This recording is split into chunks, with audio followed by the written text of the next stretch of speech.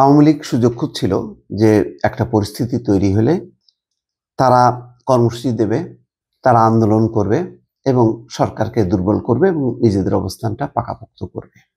সেদিকেই এগিয়ে যাচ্ছে আওয়ামী লীগ। বর্তমানে যে একটু রাজনৈতিক অস্থিরতা, নির্বাচন, সংস্কার, বিচার, নানান কারণ নিয়ে বিএনপির সাথে জামাতের সাথে অন্যদের বা ছাত্রদের এই যে ঠোকাঠুকি, সেই ঠোকাঠুকির সুযোগেই হয়তো আওয়ামী লীগ এখন মনে করছে যে এখনই সময়। সেই কারণে তারা ফেব্রুয়ারিতে অবরোধ এবং কঠোর হরতালের ডাক দিয়েছে। আজকে তারা মঙ্গলবার রাতে দলটির ভেরিফাইড ফেসবুক পেজ থেকে এই কর্মসূচি ঘোষণা করেছে। বিবিসি বাংলা এই রিপোর্টটি করেছে। অধ্যাপক মোহাম্মদ ইউনূসের নেতৃত্বাধীন অন্তর্বর্তীকালীন সরকারের পদত্যাগ এবং অপশাসন নির্যাতনের প্রতিবাদে আগামী 16ই ফেব্রুয়ারি ও 18ই ফেব্রুয়ারি হরতালের ডাক দিয়েছে আওয়ামী লীগ। 16ই ফেব্রুয়ারি এবং 18ই ফেব্রুয়ারি হরতালের ডাক দিয়েছে। মঙ্গলবার রাতে দলটির ভেরিফাইড ফেসবুক পেজ থেকে এই কর্মসূচি ঘোষণা করা হয়।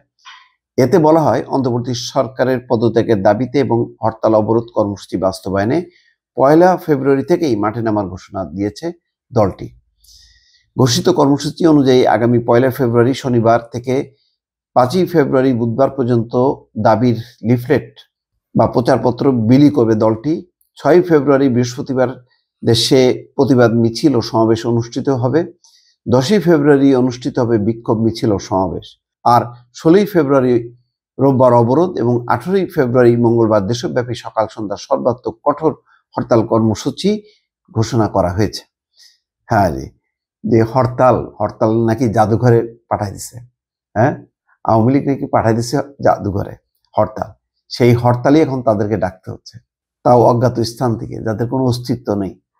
এই ছিটে ফোটা কোনো জায়গায় আছে, হ্যাঁ, তাও মুখ ঢেকে মাস্ক পরে হঠাৎ করে বের হয়ে জানান দেয়। তারা এখন মানে মনে হচ্ছে যেন রেগুলার একটা রাজনৈতিক দল, হ্যাঁ, যারা একেবারে মানে তাদের কোনো কিছুই হয়নি, তারা কার্যক্রম চালিয়ে যাচ্ছে, এরকম একটা দল যেন একটা হরতাল ডেকেছে, অবরোধ ডেকেছে। তো বিএনপি যখন হরতাল অবরোধ ডাকতো, কিভাবে মোকাবেলা করা হতো? এখন বিএনপিও বা অন্যরা যারা ক্ষমতায় আছে তারা সেইভাবেই মোকাবেলা করুক, নিশ্চয়ই আপত্তি নেই আওয়ামী লীগের। প্রেস বিজ্ঞপ্তিতে আন্তর্জাতিক অপরাধ ট্রাইব্যুনালে শেখ হাসিনা সহ অন্যদের বিরুদ্ধে হত্যা মামলা সহ অন্যান্য মামলা প্রত্যাহার, প্রহসনমূলক বিচার বন্ধেরও দাবি জানানো হয়েছে।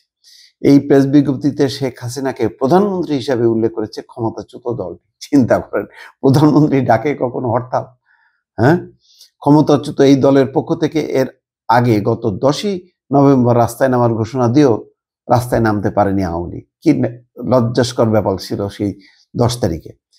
এমন অবস্থার মধ্যেই মঙ্গলবার হরতাল, অবরোধ, সমাবেশ ও বিক্ষোভের ডাক দিল আওয়ামী লীগ। যদিও 5ই আগস্ট ক্ষমতাচ্যুত হওয়ার পর থেকে বাংলাদেশের কোথাও দলটির সক্রিয় কোনো কর্মকাণ্ড দেখা যায়নি। দলটির বেশিরভাগ শীর্ষ নেতাই দেশের বাইরে, পলাতক অথবা কারাগারে। গণ আন্দোলনের মুখে আওয়ামী লীগের সভাপতি শেখ হাসিনা পালিয়ে ভারতে যাওয়ার পর থেকেই সেখানেই রয়েছেন। মানে আগে বলা হতো যে লন্ডনে বসে তিনি আন্দোলন করেন, দেশে আসে না কেন?